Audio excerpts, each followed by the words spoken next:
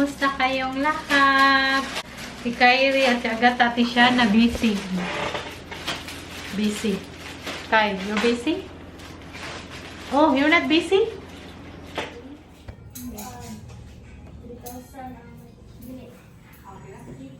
ang microshading position. Then, kung microblading ka, 3,500 per session. Haircut ako dito, oh. Foreigner mo ba naman? Foreigner na saan? Huh? Foreigner, oh. Foreigner. Dutch? Oh, dahil ako na pa-haircut ha. Huwag niyo ako sabihin na matanda na ako. Router na. Tapos si Agatha nagpaano siya. Pagka-nail extension siya. Diba? Relax siya. Sa akin hindi pa pwede. Tapos magpakulay pa din na. Balik lang ako dito pag pauwi ko. Magpakulay. Naman namin at Tiziana at Kyrie. Antay-antay lang sila dyan. Oh. Kai, hi Kai! Saan magkakatugon ka? So, pagkatapos namin doon nagpa-haircut, dumaan kami dito sa Jayco Donut, sa Mactan. Malapit lang naman. Kasi dag-Mactan man ako. Ako lang dito sa sakyan, kaya pumunta sila sa Mr. DIY sa ibabaw ba. Tapos, hindi na ako sumama kay pag si Kyrie, pag may bibili na, abutin niyang matagal. So, dito na ako. Nagkain ako ng Jayco Donut. Ang gusto ko din na Jayco Donut, dito lang din sa Mactan. Kaya yung sa may SM, hindi ko alam. Matamis sila. Dito lang yung nagustuhan ko din na Jayco Donut kasi hindi sila very matamis. Iba siguro, no? Hindi ko alam. Based on my opinion, based sa aking na-try doon, kaysa dito, mas gusto kong dito. Masarap, hindi very matamis. Oh, kinainan ko na. May ito, bago tong na-try ko. Ito na flavor ay, bago. Ando siya may coconut sa ibabaw. Masarap siya. Hindi siya very matamis.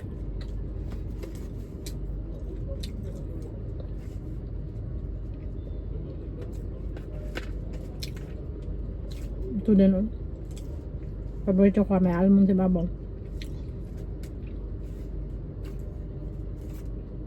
Ito, hindi to sa akin, Kati Tiziana. Yung mga chocolate. Kati Tiziana yan. Yung sa akin yung ito matcha. Tikman natin. Yung binili namin is 1 dozen.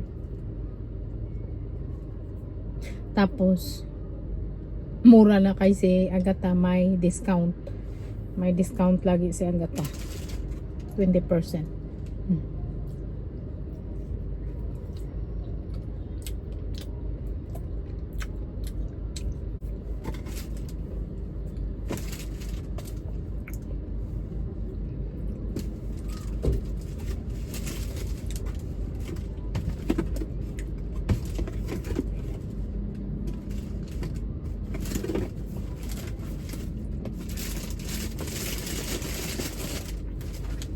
May pa-apple pie pa kami.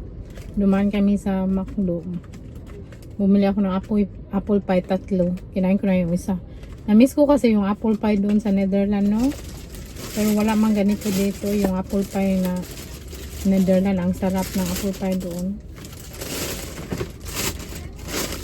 Mamaya na natin yan.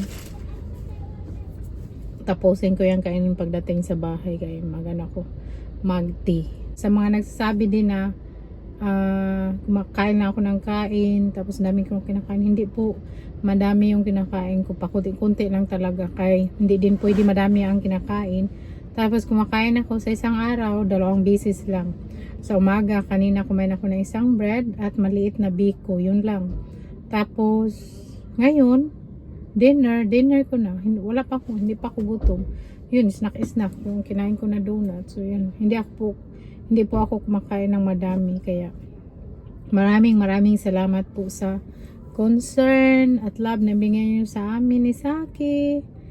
So I think next month mag-uwi na ako doon.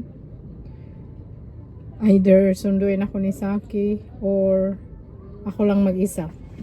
magpa-assist lang ako sa bag ko ba paglagay doon sa ibabaw ng upuan, magpa-assist lang ako. Kaya ang bigat kasi hindi pa pwede akong mga ganun na very very heavy. Pwede lang sa mga light. At hindi din pwede ako very busog kasi nafe-feel ko pag very busog, sasakit din yan tiyan mo kasi parang pag busog ka kasi yung tiyan mo ba parang i-expand. At may tanong pala ako sa inyo, pwede na ba akong kayang magpakulay, no? Kasi syempre inoperahan ako. So as of today 3 weeks na, 3 weeks na yung opera ko. So nagugulan ako ba kung pwede na ba akong magpakulay kasi yung 'di ba yung color ng hair very siya very mabaho. So baho kasi pag din ako magkulay ng buhok sa sarili ko, din ako mag face mask kasi pati ako nahihilo din sa baho ba.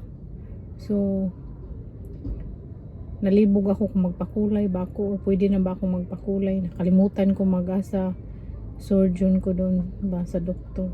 Baka mag-email ako sa kanya, sabihan ko na pwede ba akong magpakulay, or kung may idea kayo kung pwede na ba akong magpakulay, mag-comment kayo. Kami nagbili sa Mactan. Mactan din kasi ako nakatira. Spider-Man. Dito na si Kyrie. Saan man na kay? Spider-Man pa yung ako. Mayo na kay ato na magamit. Gift na ni mong mami. Ha? Ganahan ko anang payo. Ah, pang lalaki naman eh. Isang di lang pwede man pang girl. Hindi ko na pwede pang bata. Red man. Ay, yun eh. Ay di man ka na pwede pang bata. Nasa iyo na ka pwede na pantigulang. Pwede. Pwede pang bata. Mugay kay ngipon. Dito na sila. Netflix. Kyrie. Diyos ko eh. Matong na tanong. Tapos nang malapit na matapos si Bayer namin. Tapos matulog na kami. Kyrie, ate siya nandito yung siya tulog mo. Kaya pinapunta ko siya dito ba. Kaya malapit na naman tayo mag-uwi. So, para nandito sila Kyrie at ate siya na lagi para kasama kami. Oras na ba? Malapit na namang matapos si Bayer namin, no? Thank you so much for watching. See you again next time. Bye. Love you all. Wala ka na. Indot na siya. Kaya natin siya na. Nagkaya yung aming bahay lagi.